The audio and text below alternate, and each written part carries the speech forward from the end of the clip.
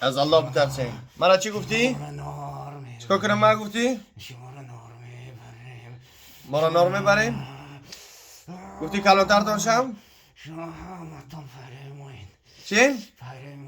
الحمدلله ما پیروی الله چی میگه؟ قل این کنتم تحبون الله فاتبعوني يحببكم الله ويغفر لكم ذنوبكم ومن يطع الله ورسوله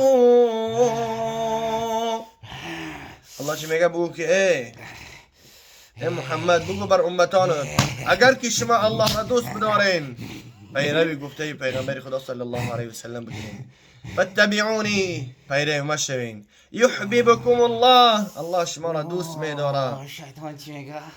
شیطان چی میگه؟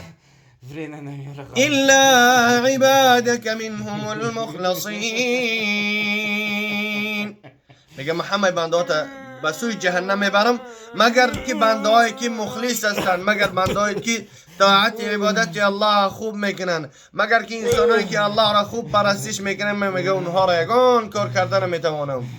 و ما از الله طلب میکنم که همه مؤمن ها از همون گونه شخصیت هایی که باشن که الا عبادك منهم المخلصین.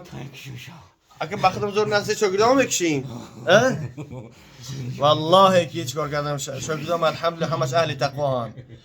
شاگردام همش اهل تقوا هستند. کدامش که اهل تقوا نیست، کدامش که نماز نمیخونه برای در بدنش بدرو، کدامش که الله را اطاعت نمیکنه، کدامش که الله را پرستش نمیکنه، برای چی کار کردش میتونه بکن؟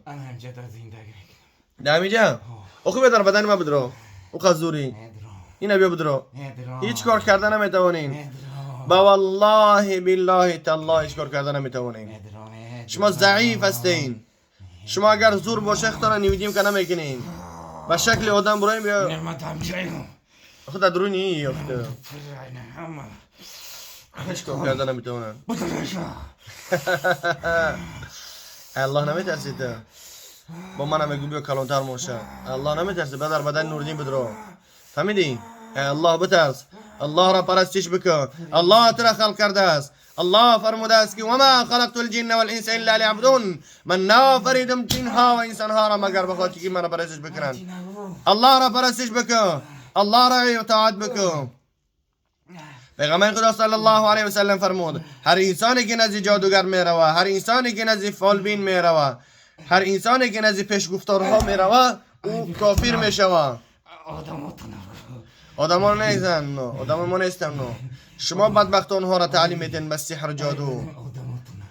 الله چی میگه؟ یعلمون الناس السحر، میگه جن شیاطین بدبخت ها تعلیم میدن میگه مردم السحر